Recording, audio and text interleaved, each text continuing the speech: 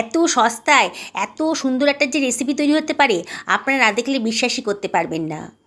সামান্য একটু শিম দিয়ে এত সুন্দর একটা রেসিপি, বাড়ির সবাই তো খেয়ে দারুণ খুশি হয়েছে। এক থালা ভাত এটা দিয়ে খাওয়া হয়ে গেছে।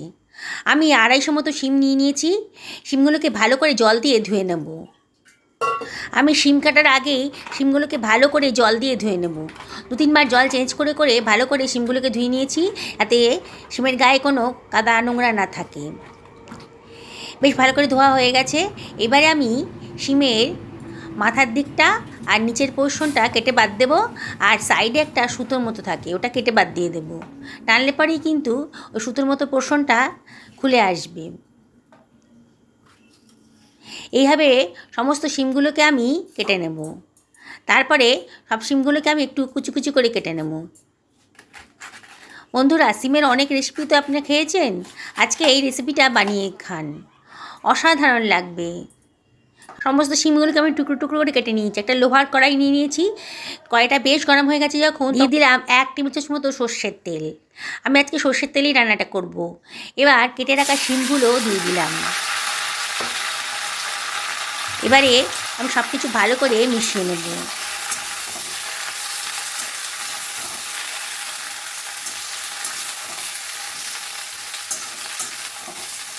এবারে 1 মিনিট মতো নাড়াচাড়া করে আমি এটা ঢাকা দিয়ে দিচ্ছি। আবার ছাড়িয়ে নিচ্ছি 2খানা পেঁয়াজ আর একটা রসুন। রসুনটাকে প্রথমে জলে ভিজিয়ে দেবো, তাহলে খোসা ছাড়াতে খুব সুবিধা হবে। পেঁয়াজটাকেও আমি কুচি কুচি করে কেটে নেব। দেখুন, পেঁয়াজটা কাটা হয়ে গেছে। রসুনটাও জলে ভিজিয়ে দিলে পারে খোসা ছাড়াতে খুব সুবিধা হয়। রসুনটাও খোসা ছাড়ানো হয়ে গেছে। আমার মিনিট 3 হয়ে গেছে। শিমটা রান্না করতে দিয়েছিলাম। দেখুন, একটু নাড়াচাড়া করে দিচ্ছি। শিমের কালারটা কিন্তু একেবারে চেঞ্জ হয়ে গেছে।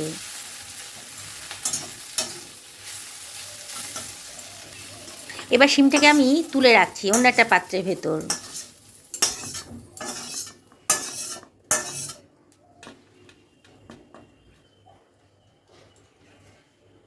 আবারও 1 টেবিল চামচ মতো সর্ষের তেল নিয়ে নিলাম, আর দিয়ে দিচ্ছি কতগুলো শুকনো লঙ্কা। লঙ্কাটা আপনারা নিজেদের পছন্দ মতো দেবেন। আমি আজকে যে রেসিপিটা বানাচ্ছি সেটাতে একটু ঝাল ঝাল হলে খেতে ভালো লাগবে। লঙ্কার কালারটাও চেঞ্জ হয়ে গেছে, সুন্দর একটা গন্ধও বেরোচ্ছে। লঙ্কাটাকে আমি তুলে অন্য একটা পাত্রের ভেতর রেখে দিলাম। ওই তেলের ভেতরে দিয়ে দিচ্ছি কেটে রাখা রসুনের কোয়াগুলো। একটু নাড়াচাড়া করে নিচ্ছি। দেখুন, রসুনের কালারটা কিন্তু চেঞ্জ হয়ে গেছে। এবারে আমি 1/2 টেবিল চামচ মতো কালো জিরে দিয়ে দিলাম, আর দিয়ে দিলাম 1/2 টেবিল চামচ মতো হলুদের গুঁড়ো, আর দিয়ে দিচ্ছি কেটে রাখা পেঁয়াজটা। গ্যাসের ফ্লেমটা আমি এখন লোতে করে দিয়েছি, নাহলে কিন্তু মশলাটা পুড়ে যাবে। এবার পেঁয়াজটা দিয়ে গ্যাসের ফ্লেমটাও হাইতে করে দিয়েছি, আর অনবরত কিন্তু নাড়তে হবে। অনবরত নাড়ছি। দেখুন, পেঁয়াজের কালারটা কিন্তু বেশ চেঞ্জ হয়ে গেছে। দেখেই মনে হচ্ছে পেঁয়াজটা আমার ভাজা হয়ে গেছে। এবারে আমি এটাকেও একটা অন্য পাত্রের ভেতর তুলে রাখছি।